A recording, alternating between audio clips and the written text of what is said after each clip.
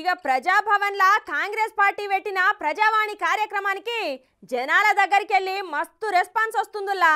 అన్ని జిల్లాలకెంచి జనాలు వాళ్ళ సమస్యలు చెప్పుకుంటందుకు పెద్ద ఎత్తున వస్తుర్రు కదా. మరి ఈసారి ఎట్లా జరిగిందో అడుచుకోవాలే కదా, పారి చూసొద్దాం.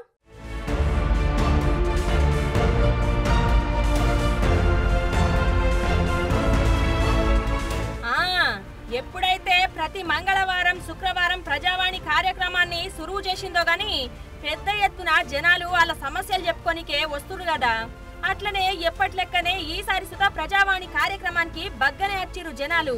ఇక అన్ని జిల్లాలకెంచి వచ్చిన జనాలు పొద్దటికెంచే లైన్ల నిలబడి మరి వాళ్ళ సమస్యలు చెప్పుకుంటారు. అందులో ముఖ్యంగా పెన్షన్లు, ఇండ్లు, ఉద్యోగాల మీదనే ఉంటానేట ఎక్కువ శాతం. మేము నాంపల్లి మండల పరిధిలోని కట్టెలమండి 2 BHK వాసులము. గతంలో మాకు 128 ఇళ్ళు అలాట్ చేసినారు. అందులో కేవలం 103 మాత్రమే ఇచ్చినారు. మిగతా 20 ఇళ్ళు తర్వాత ఇస్తామని అప్పటి స్థానిక ఎంఆర్ఓ హేమలత గారు లిఖితపూర్వకంగా హామీ ఇవ్వడం జరిగింది. ఆ తర్వాత మేము వెళ్ళి అడగడం జరిగింది, మా ఇల్లు బ్యాలెన్స్ ఏమైంది మేడం అంటే ఇస్తామని చెప్పినారు. ఆ తర్వాత ఎంఆర్ఓ గారు బదిలీ అయ్యి తర్వాత రామకృష్ణ గారు అని వేరే ఎంఆర్ఓ వచ్చిండు. ఆ ఎంఆర్ఓ గారికి కూడా మేము అనేక సార్లు అర్జీ పెట్టుకోవడం జరిగింది, అడగడం కూడా జరిగింది. కాగా ఆయన ఇస్తా అని చెప్పి ఏం చేసిందంటే మీరు ఇల్లీగల్గా ఆక్యుపై చేసిరని అక్రమంగా కేసులు బనాయించి మా అందరిపైన పెద్ద పెద్ద కేసెస్ పెట్టిండు. కాబట్టి మేము ఈరోజు గౌరవ ముఖ్యమంత్రి గారి మన ప్రజా దర్బార్లో మా యొక్క విన్నపాన్ని చెప్పడానికి వచ్చాము. కమలాపూర్ మండల్ హన్మకొండ డిస్టిక్ నుంచి వచ్చాను.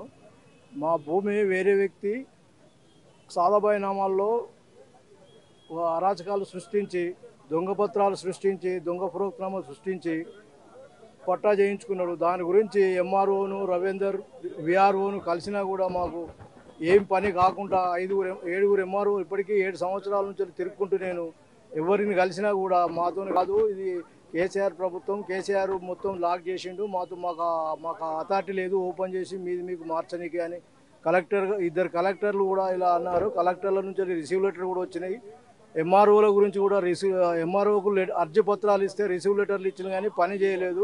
కావున దయచేసి గౌరవ ముఖ్యమంత్రి రేవంత్ రెడ్డి సీఎం గారు మీరు ఇది పట్టించుకొని ఈ ధరణి పోర్టల్ తీసేసి ఈ కేసీఆర్ ప్రభుత్వం చేసిన అరాచకాలు తీసేసి ఈ భూస్వాములందరికీ మీరు మంచి చేయాలని కోరుతున్నాము. నాకు గత ప్రభుత్వం 2018లో మాకు స్కీమ్ కింద బలనిచ్చారు మా పాడి రైతులకు. మేము వ్యవసాయం చేస్తా బీద రైతును. అది 7-14 తెచ్చినాం. పశ్చిమ గోదావరి జిల్లా ఉండి పోయి తెచ్చినాక నాది బర్రె ఏమైంది, 1 సంవత్సరం ఉన్నది. ఉన్నాక చనిపోయింది. కాలక్రమేణా ఏమైందో ఏమో అక్కడనే ఏమైందో చనిపోయినాక ఇన్సూరెన్స్ డబ్బులు రావాలి. అది ఇన్సూరెన్స్ డబ్బులు రావాలని చెప్పి డాక్టర్ పోస్ట్ మాస్టర్ చేసి మొత్తం పేగులతో సహా ఫోటోలు నా ఫైల్ మొత్తం ట్యాగ్ అన్నీ కట్టి మోంజా మార్కెట్ హెడ్ ఆఫీసుకు ఇచ్చినాక అక్కడ పోయి అడిగితే రిజెక్ట్ చేసింది. నీ భార్య ఎవిడెన్స్ లేదు, రిజెక్ట్ చేసింది, ఎవరికి చెప్తావు చెప్పుకోపో అని గీతాంజలి మేడం అంటున్నది. దయచేసి నాకు ప్రియతమ నాయకుడు మన ముఖ్యమంత్రి గారు నా పరిగి పక్కన కొడంగల్ నియోజకవర్గం నుంచి సార్కు దయచేసి విన్నపించుకుంటున్నా. హ్యాండిక్యాప్ సంవత్సరం కింద పెన్షన్ పెట్టిన తరకు రాలేదు.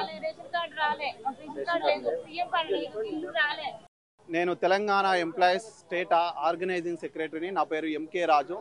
మేము ఆ యొక్క నియంత కేసీఆర్ పాలనలో ఉన్నప్పుడు 317 జీవో బాధితులతో కలిసి ఈ యొక్క కంచె దగ్గరికి రాగానే ఆడవాళ్ళు, పిల్లల తల్లులు, మగవాళ్ళు అని చెప్పేసి వృద్ధులు కూడా ఉన్నారు. 55 సంవత్సరాలున్న 317 జీవో బాధితులు ఉన్నా కూడా ఆడవాళ్ళు అని చెప్పి చూడకుండా కూడా పోలీసు వాళ్ళతో దౌర్జన్యంగా ఆ యొక్క వ్యాన్లు DCM లెక్కించి పిల్లల్ని సంకలో ఉన్న తల్లి పిల్లల్ని వేరు చేసి ఆ గత పాలకులు, గత కేసీఆర్ ప్రభుత్వము 317 జీవో బాధితుల్ని అణిచివేసింది. అదేవిధంగా ఎక్కడ కూడా ప్రశ్నించినా కూడా వాళ్ళకు మెమోలు ఇస్తూ వాళ్ళని అణిచివేయడం జరిగింది. అంతేకాకుండా సకల జనుల సమ్మెలో మిలియన్ మార్చిలో తెలంగాణ రావడంలో కూడా ప్రధాన పాత్ర పోషించిన వాళ్ళు ఉద్యోగులు. అలాంటి ఉద్యోగులు DA కోసం కానీ, జీతం కోసం కానీ, ఆ PRC కోసం కానీ, మాకు కావాల్సిన ఆ వనరుల కోసం, మేము హక్కుల కోసము మాట్లాడాలి అని అంటే మా యొక్క నోళ్ళని అణచివేయడం జరిగింది. కానీ కొత్త సర్కారు రేవంత్ రెడ్డి సార్ గారు వచ్చిన తర్వాత నిజంగా ప్రగతి భవన్ దగ్గరికి రావాలి.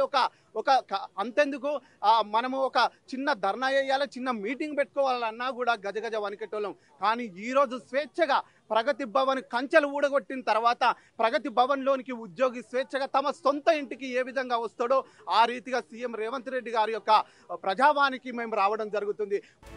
ఇక ప్రతిసారి ఒక మంత్రి డ్యూటీ చేస్తున్నారు కదా అక్కడ, ఈసారి చిన్న ముఖ్యమంత్రి బట్టి విక్రమార్క సారు ప్రజల దగ్గరికి ఫిర్యాదులు అందుకున్నాడు.